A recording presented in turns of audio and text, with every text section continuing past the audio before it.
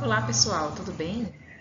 Na aula passada nós falamos sobre os tipos celulares, o que é uma célula, na verdade, o início da biologia celular, como ela surgiu, né, como se imaginou a célula, e também do que ela é constituída basicamente. Hoje nós vamos falar sobre a estrutura e organização celular, mais precisamente sobre as organelas celulares. Mas vamos lembrar um pouquinho o que são as células? As células são a menor unidade morfofuncional de um ser vivo e elas podem ser procarióticas ou eucarióticas. Quando o DNA, o material genético, ele não está envolto por uma carioteca ou uma membrana, dupla membrana na verdade, são chamados de procariotos. Os organismos são chamados de procariotos.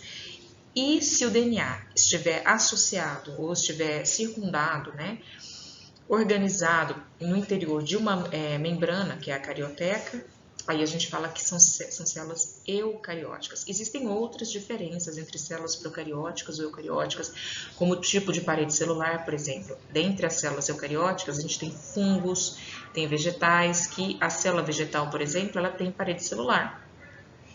Mas uma célula eucariótica animal não tem. E a procariótica também tem parede celular. Existem outras características importantes, mas a principal é a presença ou ausência de carioteca.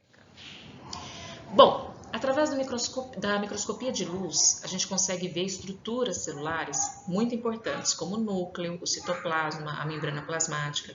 Mas foi com o advento da microscopia eletrônica que a gente conseguiu observar estruturas ainda mais internas, menores da célula, tá? Que são, por exemplo, as organelas. O microscópio eletrônico ele tem uma resolução mil vezes maior do que a microscopia óptica, né?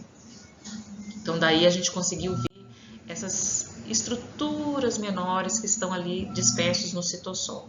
A gente diz que essas organelas citoplasmáticas, elas são essas pequenas estruturas presentes no citoplasma que desempenham funções específicas e essenciais para a vida das células.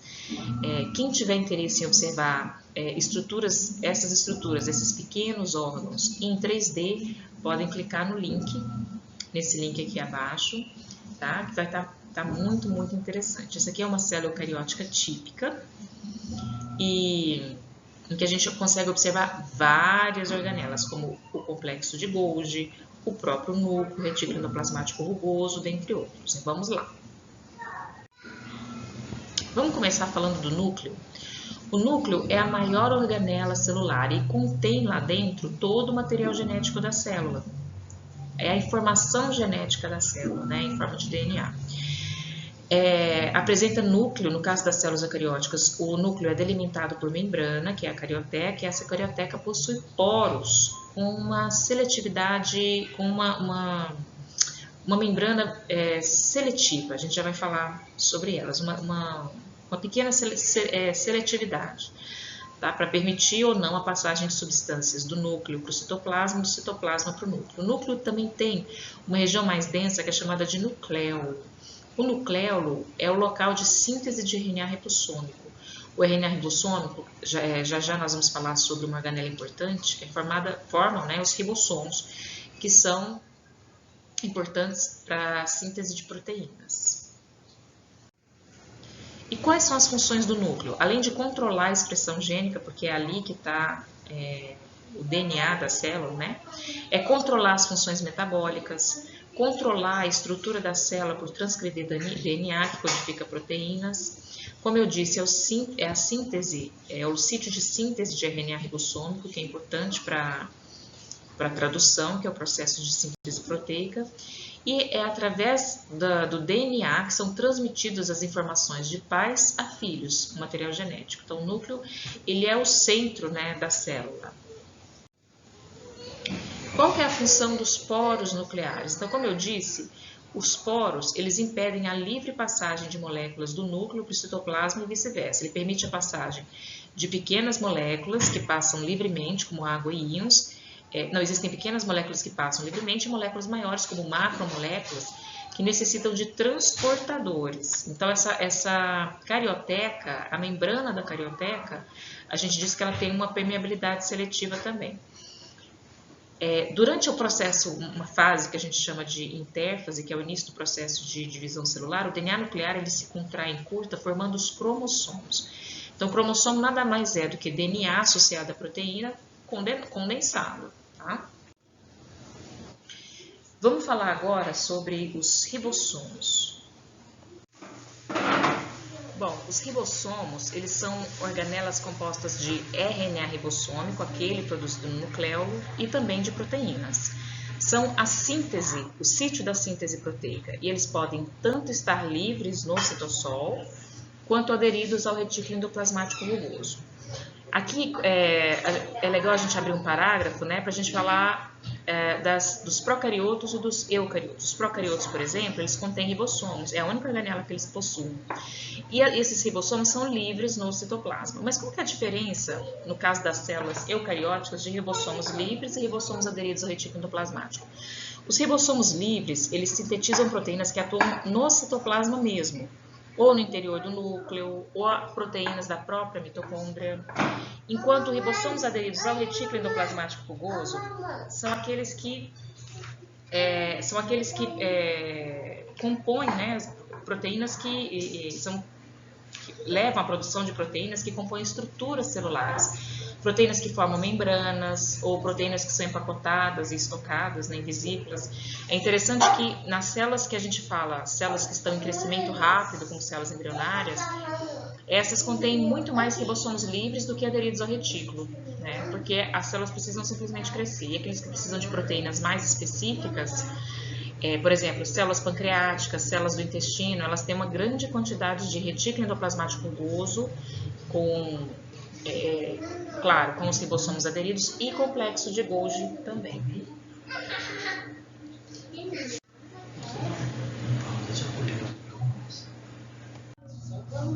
Aqui a gente consegue ver uma célula, a micrografia eletrônica de uma célula, aqui é o núcleo dessa célula, e ela com citoplasma rico em retículo endoplasmático rugoso. Observe nos ribossomos, que são esses pontinhos menores, aderidos na membrana do retículo endoplasmático. E aqui é o desenho, né, esquematizando esse processo, ribossomos livres e ribossomos aderidos à membrana do retículo endoplasmático rugoso. Mas e o retículo endoplasmático, o que ele é? O retículo endoplasmático ele é uma rede de túbulos, de sacos membranosos que estão interligados entre si e a carioteca. E como eles podem ser classificados? Eles podem ser classificados em agranulares ou lisos, retículo endoplasmático liso, aquele que não tem ribossomo aderido à membrana, e retículo endoplasmático rugoso ou granular, que são aqueles que contêm ribossomos aderidos à membrana. Para a gente começar a falar dos ribossomos, vamos falar primeiro do liso.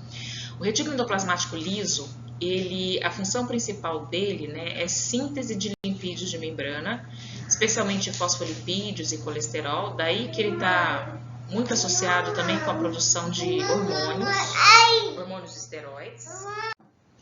Outra importante função do retículo endoplasmático liso é a desintoxicação.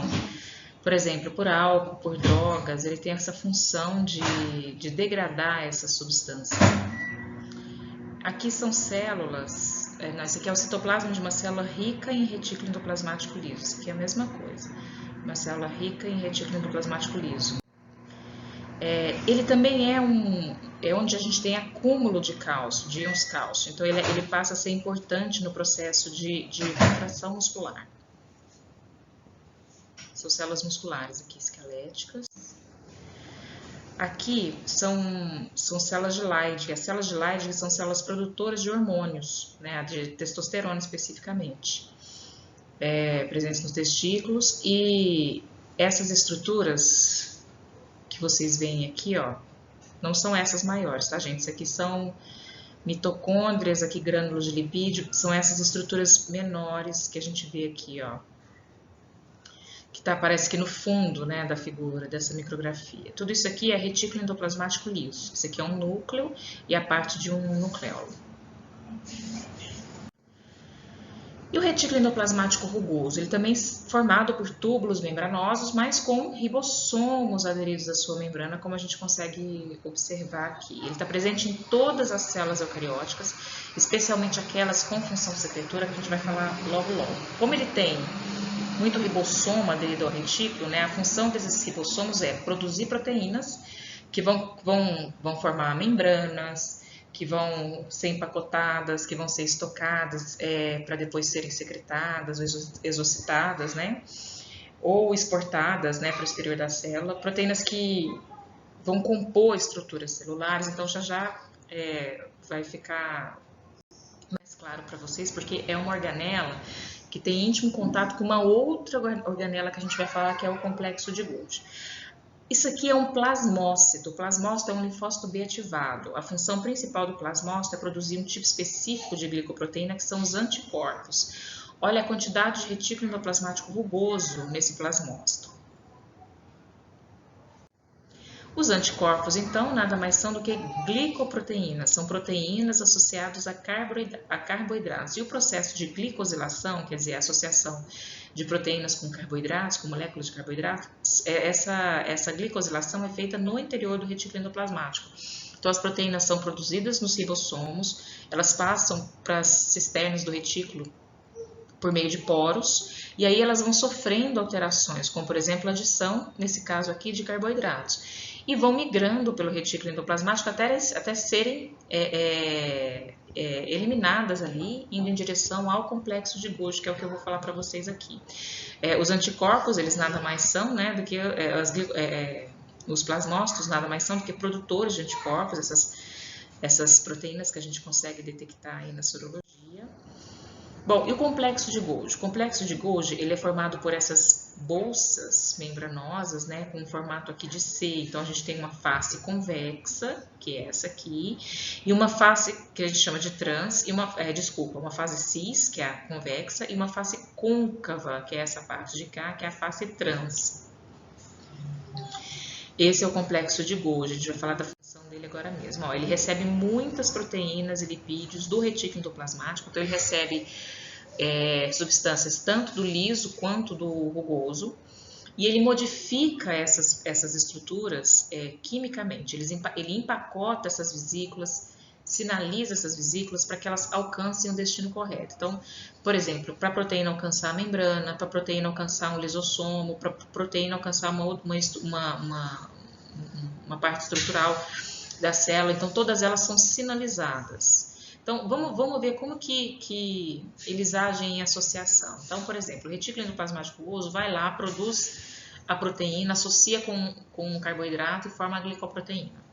Lá no complexo de Golgi, essa glicoproteína ela vai ser modificada com adição ou remoção de moléculas de carboidrato. E ela é como se ela ficasse ainda mais específica, é como se ela ficasse sinalizadinha. Então, existe essa ação conjunta. Na face cis, onde vão se fundindo as vesículas que vêm lá do retículo endoplasmático rugoso, essas proteínas, uma vez que caem dentro do complexo de Golgi, elas vão sofrendo alterações. Então, vamos lá, vamos falar o caminho. Primeiro, as proteínas são produzidas lá no ribossomo, associado ao retículo. Depois, elas se deslocam pela luz do retículo endoplasmático no interior de vesículas, tá? E ali vão sofrendo, por exemplo, glicosilações. As vesículas de transporte, elas vão se fundindo à porção cis do complexo de Golgi, e elas vão sendo, o conteúdo dessas vesículas vai sendo descarregado nessa porção cis, e ali, no interior do complexo de Golgi, das cisternas do complexo de Golgi, elas vão passando por transformações. Como, por exemplo, vão se adicionando lipídios e carboidratos a essa proteína, ou então os oligosacarídeos vão sendo modificados. E também no complexo de Golgi, a gente tem a produção de alguns polissacarídeos. A gente diz que o complexo de Golgi é uma fábrica de produção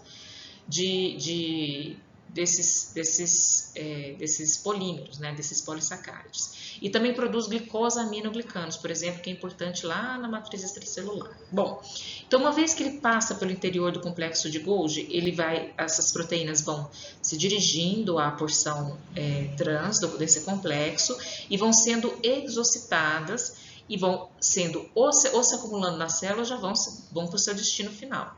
Vão para vesículas de secreção, ou vão para o interior de lisossomos, ou vão para a membrana plasmática, por exemplo, né? Então, eles agem realmente numa fina sintonia. Isso aqui é uma micrografia eletrônica de células caliciformes do intestino delgado. Essas células são ricas em produtoras de muco. Elas são ótimas em produzir muco, então elas são ricas tanto em complexo de Golgi quanto retículo endoplasmático rugoso. E como eu disse para vocês, à medida que esse muco vai sendo formado, que são glicoproteínas, né, eles vão ficando estocados nessas vesículas de secreção. Lisossomos. Essas organelas, elas são um sítio de digestão celular. É onde as macromoléculas, como carboidratos, né, as biomoléculas, como carboidratos, proteínas, lipídios, ácidos nucleicos, são hidrolisados em porções menores, em seus monômeros. Digerem materiais que são incorporados por endocitose e também realiza o processo de autofagia. Então, aquelas organelas, aquelas organelas mais envelhecidas, né, elas são eliminadas via lisossomos. Esses monômeros, gente, eles também podem, que são produzidos, né, eles também podem ser utilizados para simplesmente reciclagem. Tá? E é importante a gente lembrar da origem do lisossomo. Tanto a membrana do lisossomo quanto o seu conteúdo enzimático, as hidrolases ácidas, provém do retículo endoplasmático rugoso e do complexo de Golgi. Então, olha a importância dessa relação para a produção dessa outra organela. Mas o que é endocitose? A endocitose é a ingestão celular de partículas e macromoléculas. Então, tudo isso que vai ser ingerido pela célula, por esse processo de endocitose, seja por fagocitose ou pinocitose, vão ser destruídos pelos lisossomos. Se fagocitose é porque são partículas grandes que são engolfadas, ingeridas. E a pinocitose são fluidos e moléculas, tá? A fagocitose é um processo típico, restrito, de células móveis. Então, a gente tem, por exemplo, macrófagos. Macrófagos são células fagocíticas profissionais, bem como neutrófilos, né? E é um processo que não é simples, é um processo complexo, mediado por receptores tanto na membrana da célula, seja macrófago, neutrófilo ou de uma ameba, quanto do antígeno que vai ser endocitado, né, fagocitado, mesmo um processo como chave e fechadura, tá? Essa figura, ela demonstra como é o processo de fagocitose que ocorre no lisossomo. Esse processo poderia ser feito, por exemplo, por um macrófago. O macrófago, o que ele é? Um monócito que é tecidual, que foi para os tecidos. Então, vamos supor que esse macrófago vai tentar destruir algum antígeno presente ali no processo inflamatório. Então, primeiro ele faz o processo de endocitose, ou seja, fagocitose dessa partícula microbiana, e forma-se o fagossomo, ou vesícula fagocítica. O fagossomo, ele se funde com o lisossomo, forma o que a gente chama de fagolisossomo. Então, todo esse antígeno microbiano vai ser digerido e são formadas partículas menores. O material digerido é chamado de corpo residual. Esse corpo residual ele pode ser tanto liberado pela célula, como ele também pode ser exposto por meio de receptores. É assim que a gente tem as células apresentadoras de antígenos. Essas células que vão, por exemplo, que elas vão para o sítio de inflamação, mas migram para os linfonodos e lá apresentam esses antígenos a linfócitos B, a outros linfócitos T, a produção de citocinas, a produção de anticorpos, né, por ativação de linfócitos B. Então, esse aqui poderia ser um APC profissional, por exemplo, uma célula apresentadora de antígeno profissional. O processo é feito da mesma maneira, tá? Bom, mitocôndrias são organelas muito particulares, porque elas apresentam ribossomos próprios, apresentam DNA próprio e RNA também. Novas mitocôndrias surgem numa célula em virtude de autoduplicação de mitocôndrias pré-existentes. Esse processo de autoduplicação e o fato de ter DNA, RNA próprio, né, elas têm muita semelhança com organismos procariontes. É muito interessante. E elas têm sempre origem materna. Depois eu quero que vocês pesquisem por que nossas mitocôndrias, o DNA presente nas nossas mitocôndrias, é um DNA materno, tá? A mitocôndria é uma fábrica de energia. Ela produz energia através de oxidação, né, com produção de metabólitos, como por exemplo a glicose, e daí ela produz energia, né, na forma de ATP. Células muito ativas, células que precisam de alta quantidade de ATP, elas têm um grande número de mitocôndrias. E as mitocôndrias, elas se autoduplicam, né, tão logo ocorra algum tipo de sinal na célula, algum aumento na demanda.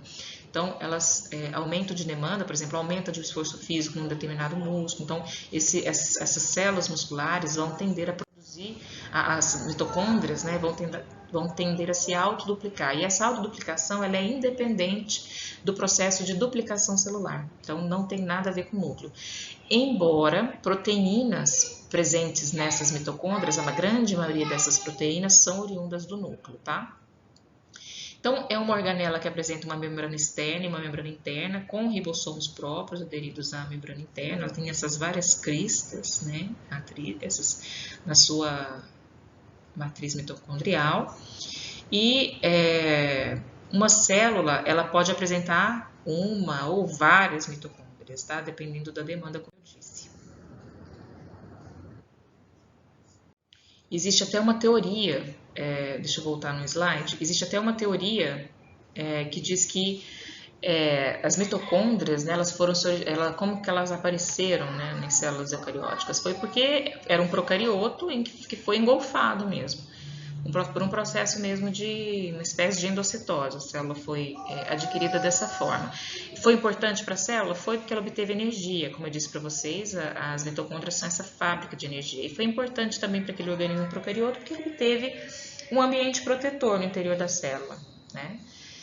Então, acredita-se nisso também, devido às suas várias particularidades, né, gente? Como eu disse, por apresentar ribossomos, por apresentar um DNA circular, que procariotos também apresentam esse DNA circular, dentre outras características. Agora vamos falar um pouquinho dos peroxissomos.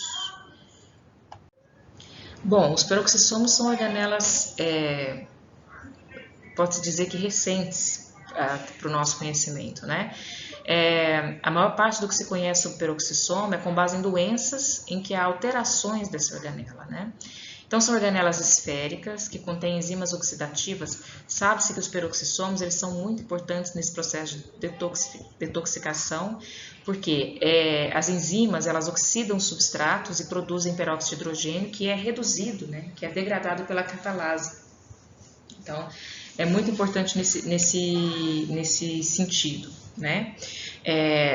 Presente em basicamente todas as células eucarióticas estão envolvidas na oxidação de ácidos graxos. Por exemplo, as enzimas presentes nos peroxissomos degradam ácidos graxos. Esses ácidos graxos menores, vamos dizer assim, são transferidos até as mitocôndrias e lá as mitocôndrias utilizam esse substrato para obtenção de energia. E tem essa função aí também bem conhecida com relação a desintoxicar o organismo do etanol que é consumido por uma pessoa, tá? E é interessante que esses substratos que acabam sendo que vão sendo produzidos, né, como por exemplo que geram o peróxido de hidrogênio, ela também possui essa organela também possui a peroxidase e quebra o peróxido de hidrogênio em água e oxigênio, porque senão o peróxido de hidrogênio poderia lesar a célula, tá? E por não possuir um genoma, né, como por exemplo a mitocôndria, a gente sabe que as suas proteínas elas são codificadas pelo próprio genoma nuclear, pelo núcleo, né? Pelo DNA nuclear. Assim, suas proteínas são sintetizadas por ribossomos livres no citoplasma e daí são transportadas até esses peroxissomos, tá bom? Organelas vegetais. Bom, os vegetais eles são organismos eucarióticos, então tem DNA, como carioteca, e eles têm diversas organelas em semelhança com a nossa, tá? E algumas a mais, como por exemplo o cloroplasto. Então tem mitocôndrias, tem complexo de Golgi, núcleo, claro, ribossomos, tem vacúolos que servem para reserva, por exemplo, reserva de energia, de substrato que vai gerar energia, e tem retículo endoplasmático também. Como eu falei, a célula vegetal ela tem uma diferença básica da célula cariótica animal, é porque ela possui uma parede celular que contém celulose. E qual que é a função do cloroplasto, né, gente? Bom, eu não vou falar muito aqui não. Eu quero que vocês pesquisem quais organelas estão presentes em células animais e quais estão presentes em células vegetais, tá? E qual seria a função, então, do cloroplasto? Será que seria a mesma função da mitocôndria?